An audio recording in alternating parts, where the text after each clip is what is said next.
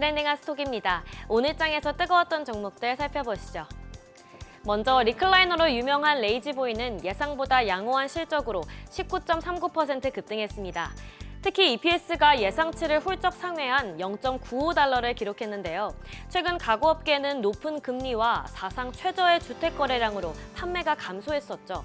그러나 다른 가구업체들은 전반적으로 8% 감소한 것에 비해 레이지보이는 1% 줄었는데요. 팬데믹 이후 업계가 어려운 상황에서 호실적을 거둔 것에 투자자들이 주목한 것으로 풀이됩니다. 로켓랩 USA도 13% 넘게 올랐습니다. 일본 지구관측 회사인 신스택티브와 발사 계약을 체결했죠. 발사는 약 10회 정도로 2025년에서 2027년 사이에 이뤄질 예정입니다.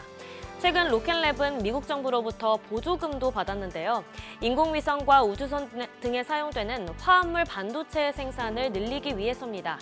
이에 따라 로켓랩은 향후 3년 내로 생산량을 50% 늘릴 계획입니다. 반면 미국 주택건설업체 레나는 예상치를 웃도는 2분기 실적에도 5% 가까이 하락했습니다. 회계연도 3분기 가이던스에서 신규 주문이 분기별로 감소한다고 예측했기 때문인데요. 레나는 2분기 동안 모기지 금리가 계속 상승했고 이에 따른 변동성이 소비 심리에 영향을 많이 미쳤다고 밝혔죠. 예상되는 어두운 전망에 주가가 빠진 것으로 풀이됩니다. 이어서 일학개미 브리핑입니다. 먼저 5위는 일본 고배당 ETF입니다. 오랜 기간 지속된 엔저로 환차익을 노리는 일학개미들에게 투자 매력도가 점점 높아졌는데요. 그러나 최근 일본은행이 국채 매입 규모를 줄이고 금리 인상까지 시사했지만 구체적인 감액 계획은 발표하지 않았죠. 계속되는 정책 불안정성으로 금융주가 대부분인 배당주에 일학개미가 거센 매도세를 보인 것으로 풀이됩니다. 4위는 도요타 자동차입니다. 도요타의 시가총액 50조 엔 선이 붕괴됐습니다.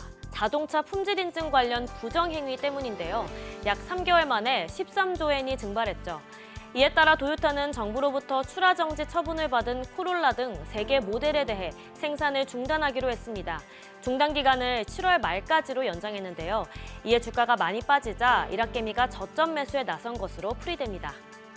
3위는 도쿄 일렉트론입니다. 지난주 니케이 지수는 대체적으로 하락세였죠. 미국 연준의 금리 결정과 일본은행의 금융정책 결정 회의를 앞두고 다소 신중한 흐름이었는데요. 회의 결과 일본은행은 기준금리는 동결하지만 국채 매입 규모를 감액하기로 결정했죠. 구체적인 규모에 대한 언급은 없어서 다소 비둘기파적이란 평가도 있지만 올해 고금리 환경이 지속될 것으로 예상되는데요. 이에 금리에 민감한 반도체주들도 약세를 보이면서 매도세도 거세진 것으로 풀이됩니다. 2위는 넥슨 재팬입니다. 일학개미는 넥슨에도 압도적인 매도 우위를 보였는데요. 넥슨 하면 이제는 던전 앤 파이터 모바일을 빼놓을 수가 없죠. 던파가 중국 시장에서 흥행에 성공하면서 주가도 날개를 달았습니다. 17일장에선 무려 2,906엔을 찍으며 올해 최고점을 돌파했는데요. 넥슨은 다음 달 2일에 퍼스트 디센던트도 발매하죠. 신작에 대한 기대감도 주가 상승에 힘을 보탰는데요.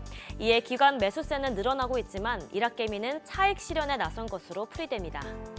1위는 엔화표시 미국 장기채 ETF입니다. 일학개미가 다시 사자세로 돌아섰습니다. 무려 1,651만 달러를 구매했는데요.